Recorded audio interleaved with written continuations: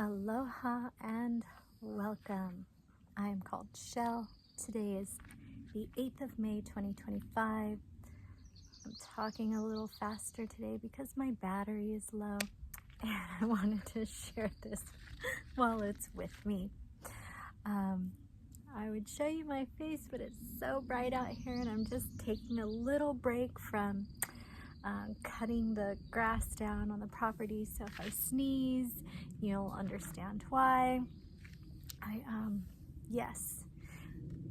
I go through about 4 batteries. I have an electric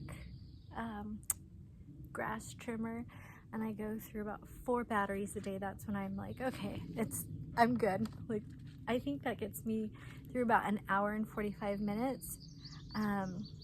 Of just constant working the land.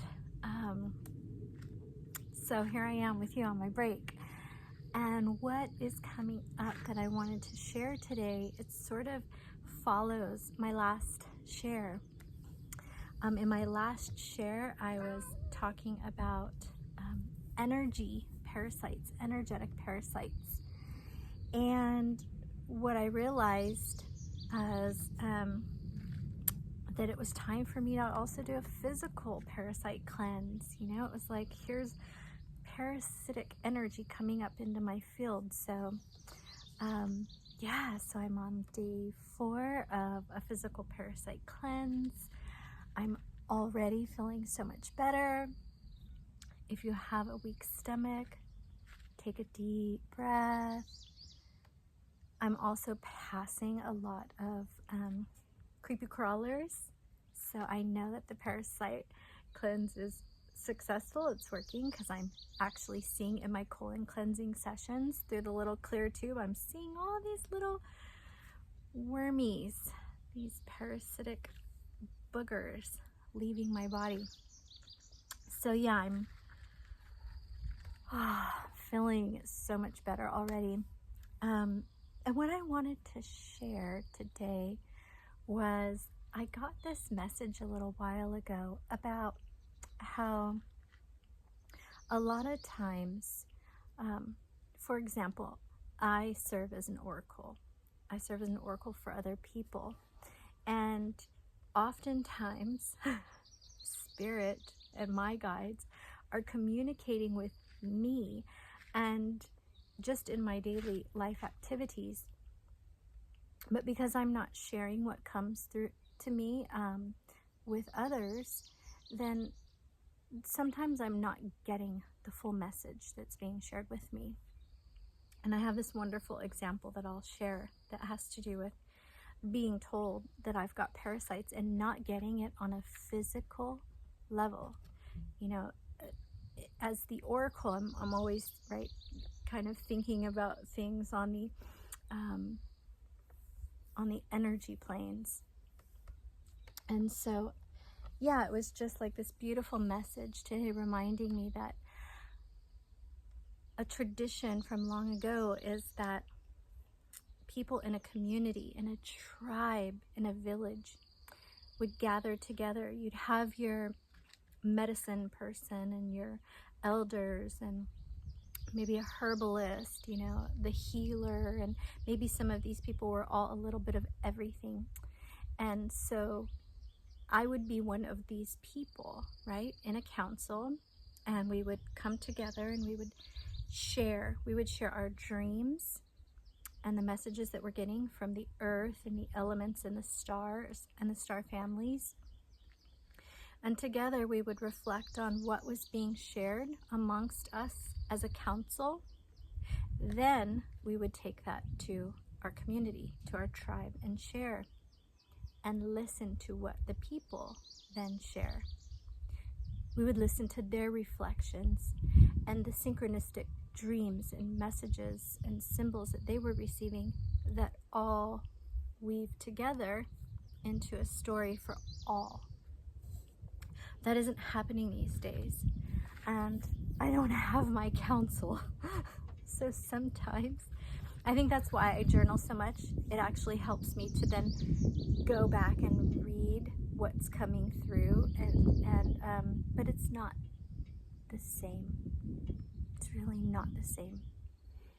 It's really an important and key element, come on, when other people are adding in their reflections and their interpretations and their synchronistic symbolism. And so here's an example of how I would have greatly benefited by receiving the input, the interpretation of other people. And so I'm going to share a story, and then I'm going to leave space for you to interpret it, to think about how you would have responded to me, what you would have shared, so that we can see how, like, not only would I gain something from it, but then even in your response and your sharing, you would gain something from it. So it's like a learning for all. So in 2022, I made a decision to be non-speaking for 3 months. I made it 2.5 months. And so I was continuing to live my life as I would. I didn't go somewhere to be in silence. I was still like going to the grocery store, I think like once every other week at that point. And it was really difficult for my partner because I was still living at home with him and doing the things that I normally do, but I was non-speaking. And so day 4 of non-speaking, March 4th, 2022, I wrote, "Silence, parasites." Woke from a dream that was gaining momentum into fear. Killers coming to find me because I knew they were responsible for taking the lives of others. A familiar theme throughout my history of dreaming. I was somewhat lucid this morning as I dreamt. I remembered that I used to hide in the attic of a closet in my dad's house when I was a young girl to escape the abuse of his wife. In recalling that memory during my dream, I led myself and others to an attic. The intensity of being hunted, of killers coming to look for me, was so uncomfortable I woke myself. Will I soon change this theme and face the demons chasing me? In bravery and courage, will I overcome my fear and starve them to death? To be continued. The garden is a metaphor of me, my life. I pulled weeds yesterday, and today I reflect on that experience to learn more about my inner landscape. I couldn't understand why there is currently a parasitic weed overtaking the native lettuce and native medicinal plants growing naturally around the garden. It's literally killing many of the plants that reseed themselves each spring from the way it invasively grows and takes over. When I imagine myself as the garden, it's as if I buried seeds of betrayal, denial, unworthiness, abuse, trauma, etc., deep within the soil of my being, and my silence journey is water and sun, providing the elements for the seedlings to sprout and grow, breaking through the soil's surface, sprouting into weeds. The weeds are a form of life, living energy, but they are parasitic. Their source is pain and suffering. They grow to choke and suffocate the nutrient-rich parts of my garden. I will practice patience and squat down close to each weed, see it, touch it, thank it for the lessons it teaches, and remove it gently. mindful to get all of its roots as I do.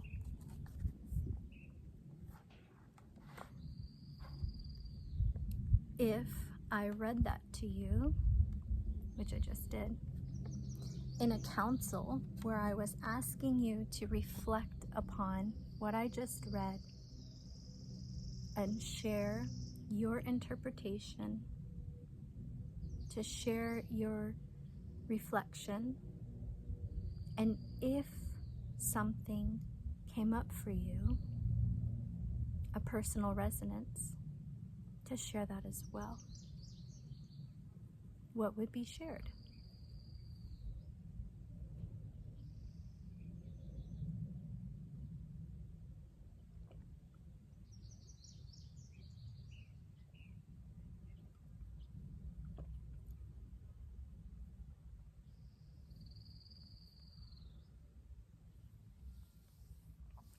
In a circle, a council of wise beings, of healers, of oracles, of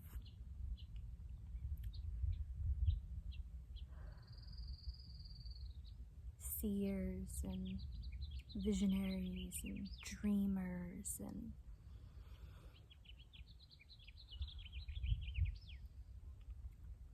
what would have been shared with me? Someone would have said, "Dear sister, your garden is a metaphor of your life, and it is telling you that you've got parasites that aren't just energy parasites, but you've got physical parasites in your body." But see, this was 2022. This was a few years before I would come into embodiment. And so I was interpreting the message that my garden was giving me, that I needed to continue to clear energy parasites from my field, which I did. Actually, the 2.5 months I was silent, I was actually decording and removing the attachments to every sexual experience that I had had in this lifetime. It was a really big job. Really big job. And what I've come to know since then is that any big work we're doing for ourselves energetically needs to be followed up with physical detoxification, because the physical body does not differentiate emotional stress, spiritual stress, mental stress from physical stress. It's all the same to the body. So when we are in the process of doing a lot of emotional releasing, or repatterning, or a lot of deep letting go, shedding, releasing, any big work we're doing, the body needs some follow-up, if not simultaneous. It could be a little much if you're just starting out, but the body needs the cleansing as well. And so I share this story because it's what's present for me now. And I know that if it's present for me now, it's present for many. Because we're all connected and we're all experiencing life in our own way and collectively connected at the same time. So, yeah. What would you have shared? I gave a little space there just to see like what came up in that moment when I asked you that and I gave you the space. What did you get? I would love to hear it.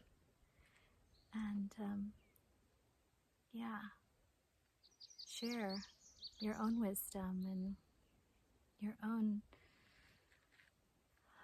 beautiful thread into the tapestry. Weave it in. And yeah, I'd love to hear from you, your interpretation. And this is also just a reminder that, hey, we live in a world that's filled with parasites. So whether you, doesn't matter how you label your dietary preference.